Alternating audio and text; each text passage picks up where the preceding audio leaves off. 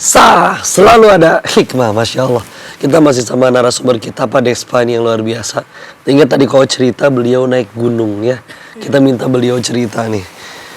Tadi sempat juga ada dibilang ya Pak, orang capek naik gunung terbayar ketika ngeliat indahnya puncak. Itu dia. Pak Despa nyampe atas tetap nggak bisa kelihatan apa-apa juga Pak. Iya benar kok.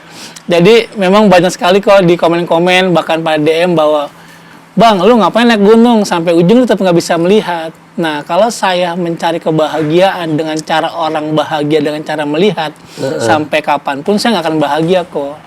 Dan saya menggunakan indera lainnya untuk mendapatkan kebahagiaan untuk diri saya pribadi. Di mana saat tanah kecium air hujan, cuaca dingin, terus udara, ketinggian oksigen berkurang, dan itu membuat saya itu mengeluarkan hormon endorfin di otak kimia otak saya kok, dan itu merangsang kebahagiaan yang sama seperti orang yang melihat gitu kok. Udah berapa gunung yang didaki? Udah berapa kali? Ya saya kebetulan kayak Gunung Cermai kemarin, terus kayak Gunung Slamet, Gunung Gede. Nah saya memang seneng naik-naik gunung seperti itu kok. Terakhir kapan berarti Pak? Kemarin kok Desember ini. Baru Desember ini. Iya, ke Cermai. Gunung tertinggi di Jawa Barat kok. Iya itu dia, Masya Allah. Terus gimana, ada teman-teman kan berarti yang ikut dampingin, megangin? Oh ada kok. Tuntun. Ada. Berapa orang timnya? Kebetulan kita pribadi itu ada Sauki, ada Raffi, dan kebetulan itu 2 tim saya yang selalu mendampingi saya untuk mendaki gunung kok. Masya Allah. Kita punya hobi yang sama, akhirnya kita mendaki bareng. Karena kita punya misi yang sama kok. Target kita nggak puncak kok. Target kita bahagia sampai puncak kok. Masya Allah. Targetnya bukan puncak, tapi bahagia sampai puncak. Beda ya? Iya beda kok. Iya beda. Target berarti ada gunung apa lagi nih? Nah, saya pengen ke Jawa Timur kok, Agopuro kok. Dan waktu dekat ini lagi nyiapin fisik nih. Karena itu gunung terpanjang di Pulau Jawa kok. Terpanjang, jadi treknya paling lama gitu? Iya, paling panjang di Pulau Jawa. Butuh berapa hari? Dia kalau untuk orang awas itu normal ya, itu bisa 4-5 hari kok. Oh, jalan kok. Kalau saya 7 hari kok. Iya, 2 kali lipatan ya. Iya. Dan itu berarti benar-benar ya bangun tenda di sana ya. Iya benar. Alat bantunya lengkap semua, ada siap, kok, prepare ya. Prepare. Alhamdulillah. Itu ada teman-teman komunitas juga gitu nggak? Oh, kalau untuk tunanetra saya sendirian kok. Jadi yang lain malah bisa melihat semua kok. Wah, Masya Allah. Masya Allah. Dan akhirnya kalau lagi nggak ada kegiatan kayak tadi, setiap hari pokoknya ketemu sama orang minta nasihat. Oh iya benar. Konseling. Konseling kok. Biasanya masalah paling banyak sekarang yang dicurhatin orang-orang apa sih Pak? Ya kayak anxiety disorder kok. Jadi banyak orang mengalami kecemasan. Bahkan tadi juga baru ada yang WA saya mau konseling mengenai panik 7 hari kegelapan itu kok. Oh. Yang dimana lampu mati, terus makanan dan lain-lain. Oke. Kasus paling parah apa Pak Despa yang pernah ditemuin? Kalau bicara parah sebenarnya bukan parah, karena setiap parah itu setiap orang beda-beda kok ya. Iya. Jadi kayak ada self-harm, melukai diri sendiri, mau bunuh diri, nah mau mengakhiri dirinya. Nah itu yang sebenarnya butuh pendekatan khusus humanistik kok.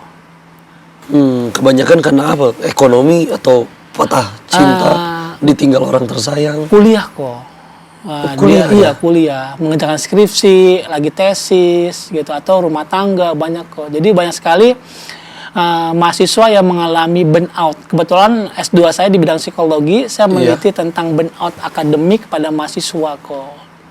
Bagi mereka itu beban yang wah luar biasa kok, beban banget bagi mereka. Yang dimana dia disuruh struktural cara berpikirnya, terus secara jurnal, dan saat dia mengetik tiba-tiba dia nggak bisa ngetik kok.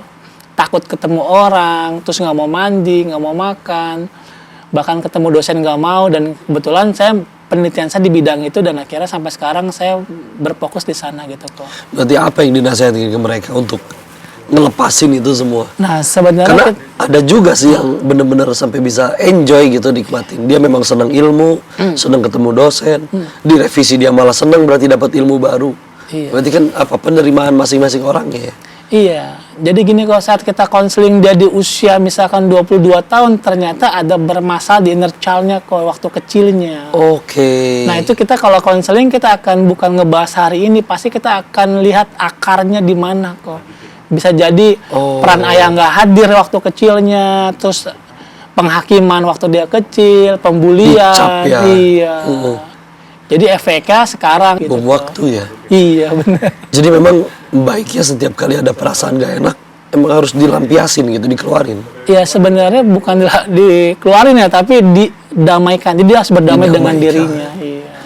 Kayak Oke, Masya memaafkan, terus mencintai diri, terus humanistik Iya, yang iya, kayak iya, modelnya itu kita mindfulness. Kebanyakan kita kejebak di masa lalu atau masa depan, sedangkan kita hidup di hari ini kok. Masya Allah. Ini dalam ilmunya pemirsa, Masya Allah. Dan kalau makin penasaran, makin banyak pertanyaan yang nanti akan kita sampaikan. Untuk itu, tapi kita jeda sebentar, jangan kemana-mana, tetap di Sah, selalu ada hikmah.